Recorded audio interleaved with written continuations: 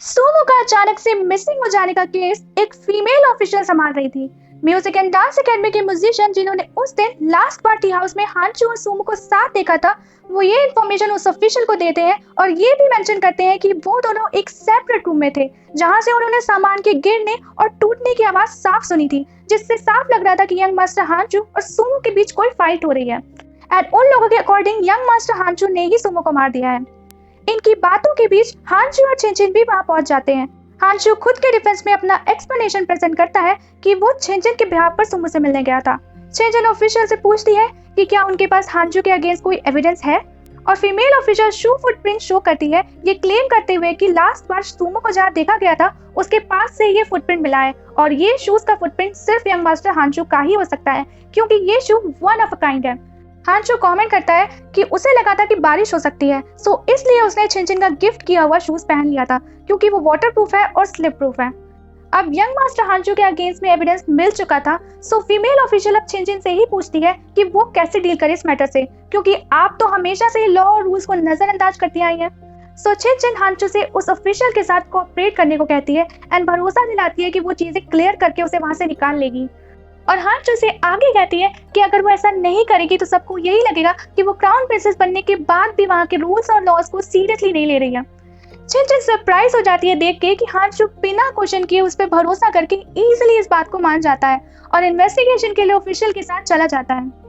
Jail में हानचू के खाने पीने का अच्छा इंतजाम करवाया गया था। उसी टाइम एक सोल्जर एक दूसरा एविडेंस उस ऑफिशियल के सामने प्रेजेंट करता है, और ये एविडेंस वही टोकन था जो हानचू ने उस रात छिनछिन की सेफ्टी के लिए उसे दिया था। इस टोकन को देखिए वो शॉक हो जाता है, बट कुछ रिएक्ट करने से पहले उसकी चाय में मिला ड्रग अपना रिएक्शन दे देता है और वो बेहोश हो जाता है। होश में आने पर वो अपने सामने पे हांग को देखता है, जो क्राउन प्रिंसेस छिनछिन का ऑर्डर लेके आया होता है उसके लिए। वो ऑर्डर नरेट करता है कि यंग मास्टर हानचू ने जेलसी में आके एक इनोसेंट म्यूजिशियन का खून कर दिया है, जिसकी पनिशमेंट के तौर पर उसे हुआयन सिटी से बैनिश किया जाता है। ना वो हुआयन सिटी वापस आ सकता है और ना ही अपनी शानन सिटी। हांग छिनछिन का दिया हुआ डाइवोर्स लेटर भी उसे दिखाते हैं। हानचू को बिलीव नहीं था कि छिनछिन ऐसा ऑर्डर पास कर सकती है और उसे डाइवोर्स दे सकती है, और वो छिनछिन से मिलने की डिमांड करता है। बेचारा हानचू तो सिर्फ इन्वेस्टिगेशन में कोऑपरेट करने आया था, विदाउट नोइंग कि छिनछिन ने उसके लिए कुछ अलग ही प्लान कर रखा था। हैवी इमोशन के साथ हानचू छिनछिन के मेंशन पहुंच जाता है। पैरों में जंजीरों के साथ धीरे धीरे कदम बढ़ाते हुए वो छिनछिन के सामने आ जाता है और पूछता है क्यों। छिनछिन रिप्लाई में कहती है कि मैं बस तुमसे बोर हो गई थी और तुमसे पीछा छुड़ाना चाहती थी। बट हानचू को विश्वास था कि छिनछिन कुछ तो छुपा रही है उससे।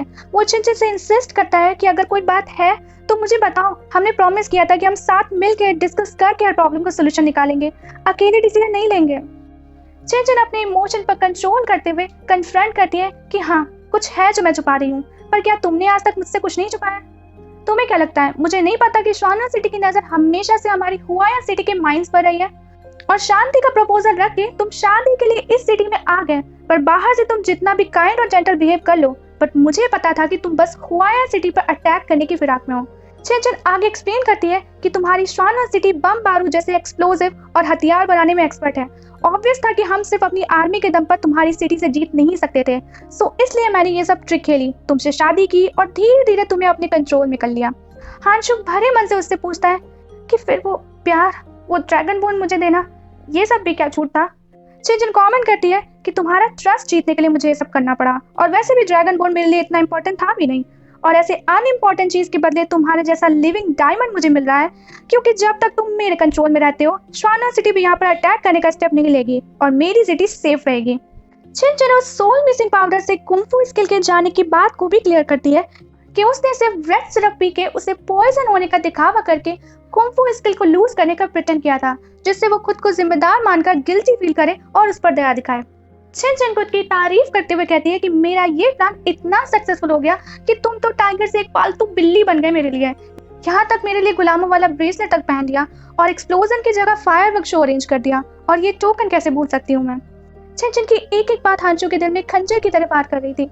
छिनछिन प्रपोज करती है कि मैंने तुम्हारे लिए बेस्ट जगह चूज की है रहने के लिए, और मेरे अलावा इस जगह के बारे में किसी को पता नहीं चलेगा, और हानचू को धमकी भी देती है कि अगर उसने किसी भी तरह की स्मार्टनेस और भागने की कोशिश की तो तुम्हारी फैमिली को तुम्हारी डेड बॉडी भेजने में हिचकिचाऊंगी नहीं।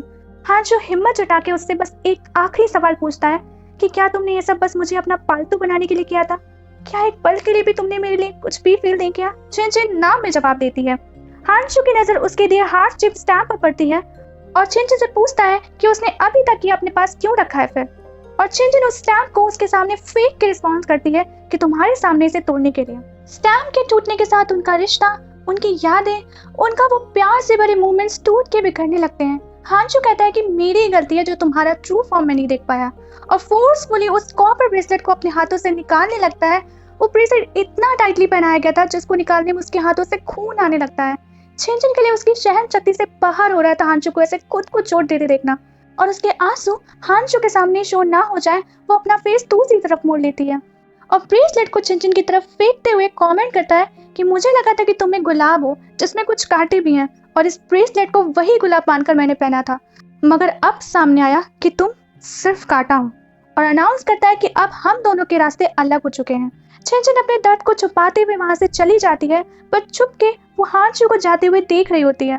जीरो क्वेश्चन करता है कि आप मिस्टर पे हांग और सुमो के साथ मिलकर यंग मास्टर हांशु के साथ ऐसा क्यों कर रही हैं, जिसका कोई जवाब छिनछिन नहीं देती है।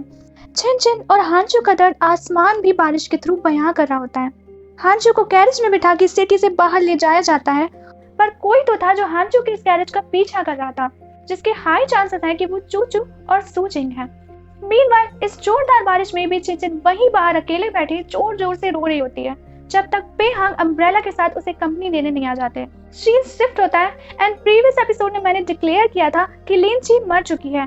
वो मैंने इसलिए किया था क्योंकि जब फर्स्ट टाइम मैंने ये सीरीज देखी थी तो मुझे भी यही लगा था कि वो मर चुकी है, और सीरीज में भी ऐसे ही शो किया गया था जिससे ऑडियंस को बिलीव हो कि लिन ची मर चुकी है, और इसी को फॉलो करते हुए मैंने भी स्टोरी एक्सप्लेन लिन ची को मरा हुआ अनाउंस करके की थी। बट ये एपिसोड क्लियर कर देता है कि वो बस मरने का नाटक कर रही थी, और जब वो किनारे पर आती है तो चेस्ट के पास से छिनछिन का दिया हुआ गोल्डन पास निकालती है, और इसी गोल्डन पास ने उस एरो को उसके चेस्ट के आर पार होने से बचाया था। इधर हांशु के जाने के बाद से छिनछिन ओरिजिनल स्टोरी की ओरिजिनल छिनछिन की तरह ड्रिंक और मेल म्यूजिशियन के साथ अपना समय बिताने लगती है, जैसे हांशु के जाने से उसे कोई फर्क ही नहीं पड़ा हो। पर जीरू अच्छे से समझ रहा था कि छिनछिन ये सब सिर्फ खुद को डिस्ट्रैक्ट करने के लिए प्रिटेंड कर रही है, और इसका सबसे बड़ा एविडेंस ये था कि उसने मैंगो को हांशु के पीछे भेजा था और उसे ऑर्डर दिया था कि वो हांशु की इन्फॉर्मेशन उसे टाइम टू टाइम देते रहे। अकेले होते ही छिनछिन पर हांशु की यादें फिर से सवार होने लगती है। वो खुद से सवाल कर रही होती है कि हांशु के लिए मैं इस सपने में अपनी जिंदगी ढूंढने लगी थी, यहीं रहने को तैयार हो गई थी, पर अब हांशु के जाने के बाद मैं यहाँ कैसे जीऊंगी। पे हांग फिर रोती छिनछिन को कंसोल करने आ जाते हैं। छिनछिन ने वो टूटे हुए हार्ट शेप स्टैम्प के पीसेस अभी भी खुद से दूर नहीं किए थे। इसे देखकर प्यांग उसके लिए उस स्टैम्प को रिपेयर कर देते हैं, इवन दो इस प्रोसेस में उसकी फिंगर तक कट जाती है। पेहांग एक होप के साथ उससे सजेस्ट करते हैं कि अगर तुम चाहो तो मैं हांशु की जगह ले सकता हूँ तुम्हारे दुख को कम करने के लिए, पर इस बार भी पेहांग को छिनछिन से रिजेक्शन ही मिलता है। मीनवाइल सोमो जब हुआयन सिटी के लिए मर चुका है तो इवेंचुअली सोमो को इस सिटी से जाना ही होगा, सो वो चैनवान को अलविदा करने पहुंच जाता है। चैनवान इस फेयरवेल पे कमेंट करती है कि जब तुम मुझे कुछ मानते नहीं हो तो इस फेयरवेल का क्या मतलब है। सोमो इस क्वेश्चन को अवॉइड करते हुए चैनवान को टाइम पे खाना खाने की, ठंडी चाय अवॉइड करने की, एक्सरसाइज टाइम से करने की और ठंडी हवा में बाहर वॉक ना करने की, और मेडिकल बुक के साथ साथ नॉवल और कॉमिक्स जैसी लाइट हार्टेड बुक्स पढ़ने की एडवाइस देता है। सोमो की ये केयर देखकर चैनवान कंफ्यूज हो जाती है और पूछती है कि तुम मेरी केयर करते हो या नहीं करते हो। सोमो रिप्लाई करता है कि सभी ने मुझे बस एक एंटरटेनमेंट का टूल ही समझा है, बट आपने मुझे नॉर्मल पर्सन की तरह ट्रीट किया है, इवन अप्रिशिएट भी किया है। मैं बहुत शुक्रगुजार हूँ आपके इस ट्रीटमेंट के लिए, और अगर मैं आपके साथ रिलेशनशिप में आया तो ये रिलेशनशिप लोगों के मजाक उड़ाने और गॉसिप करने का टॉपिक बन जाएगा।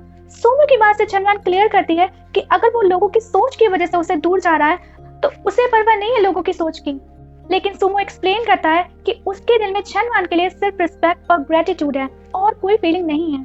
और जाते जाते सोमो चैनवान को विशेष देता है कि उसे जल्दी ही उसका परफेक्ट मैच मिल जाए। शॉक्ड हुई चैनवान जाते हुए सोमो को पकड़ने के लिए व्हील चेयर से खड़ी हो जाती है, बट फिर भी वो उसे पकड़ने में फेल हो जाती है और कॉन्स्टेंटली सोमो को अपने से दूर जाते हुए देख रही होती है, बिना रियलाइज किए कि वो अपने पैरों पर खड़ी है। मीनवाइल छिनछिन अपनी माँ के मेंशन को विजिट करती है, जहाँ उसकी माँ अनकॉन्शियस हालत में लेटी हुई होती है, और इसका फायदा उठा के छिनछिन हांशु से रिलेटेड अपना सारा दर्द उनसे शेयर कर अपने दिल को हल्का करने की कोशिश करती है। कुछ टाइम बाद सिटी ओनर होश में आ जाती है और छिनछिन से पूछती है कि मुझे नींद में थोड़ा थोड़ा सुनाई दे रहा था कि तुमने हांशु को यहाँ से कहीं दूर भेज दिया है, क्यों किया है ऐसा। बिना कोई रिप्लाई दिए वो लॉर्ड सांची को बुला लेती है। लॉर्ड सांची सिटी ओनर को होश में देख के कॉमेंट करते हैं कि छिनछिन के अपनी माँ को लेके प्यार ने ही सिटी ओनर को होश में ला दिया है। बट सिटी ओनर डिसएग्री करते हुए कहती है कि इसने मुझे गुस्सा दिला के होश में आने पर मजबूर किया है, क्योंकि इस छिनछिन ने हांशु को अपने से दूर भेजकर उनके सारे एफर्ट्स को बर्बाद कर दिया जो उसने हांशु की फीलिंग और इंटेंशन को चेक करने में लगाया था। सिटी ओनर को जब लू पेंग की मौत की खबर पता चलती है तो इसके लिए वो खुद को ही ब्लेम करने लगती हैं कि अगर उन्होंने उस दिन लू पेंग से मिल लिया होता तो शायद ये सब नहीं होता। लू पेंग के मेंशन से छिनछिन डिटेल में माँ से उस दिन के बारे में पूछती है। तब छिनछिन को रियलाइज होता है कि जरूर लू पेंग ने चूचू और उसकी माँ की कॉन्वर्सेशन को सुन लिया होगा और अब छिनछिन को लगने लगा था कि इस लू पेंग के खून का असली कल्प्रिट लिंची नहीं है। छिनछिन लॉर्ड सांची से चूचू के बारे में पूछती है एंड लॉर्ड सांची बताते हैं कि चूचू तो एज पर ऑर्डर मेंशन में कैद है और रोज फेथफुल डॉटर क्वालिटीज की कॉपी लिख के भेज रही है। बट छिनछिन को चूचू के लिए अब शक पैदा हो गया था। नेक्स्ट सीन में पता चल जाता है कि छिनछिन का शक बिल्कुल सही था। चूचू का अटेंडेंट ही है जो डेली चूचू के बिहाफ पर फेथफुल डॉटर क्वालिटीज को कॉपी करके सबमिट कर रहा है। ऑन द अदर साइड चूचू और सूजिंग कॉन्टिन्यूअसली हांशु के कैरेज को फॉलो कर रहे थे, क्योंकि चूचू और सूजिंग को बिलीव था कि इस छिनछिन के धोखे के बाद हांशु जरूर अपना बदला लेने के लिए उनसे हाथ मिला लेगा। हांशु और बाईजी रेस्ट के लिए एक जगह रुक जाते हैं। बाईजी कंफ्यूज था कि उसने रास्ते में आते वक्त मिनिस्टर यांग के लिए क्लू छोड़ दिया था, बट फिर भी क्यों उनके कोई लोग यहाँ तक उनकी हेल्प के लिए नहीं आए। हांशु को बिलीव था कि इसके पीछे छिनछिन का ही हाथ होगा। उसे मिनिस्टर यांग के बारे में पता चल गया होगा और उसी ने ऐसा करने से रोका होगा।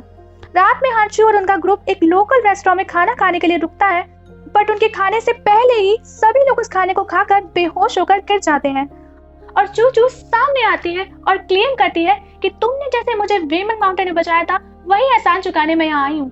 बट हांशु को पता था कि ये सब एक्सक्यूज है, वो बस उसकी हेल्प से अपना मिशन पूरा करना चाहती है। बट फिर भी हांशु चूचू के साथ डील कर लेता है कि वो उसकी हेल्प करेगा जिसके बदले में उसे ब्लैक वाटर माइन चाहिए। चूचू खुशी खुशी इस डील को मान लेती है।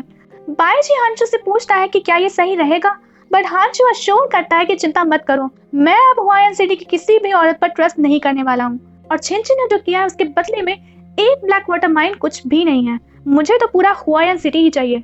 लेटर उसी रात चूचू और हांशु सिटी गेट से हुआयन सिटी इंटर कर रहे होते हैं और उनके सोल्जर्स उन दोनों के लिए रास्ता बना रहे होते हैं।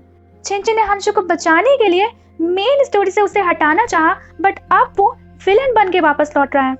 एपिसोड यही खत्म हो जाता है। आई होप आपको पसंद आया होगा। सो वीडियो को लाइक शेयर और चैनल को सब्सक्राइब करके मुझे अपना सपोर्ट शो करिएगा। सो अभी के लिए बाय बाय।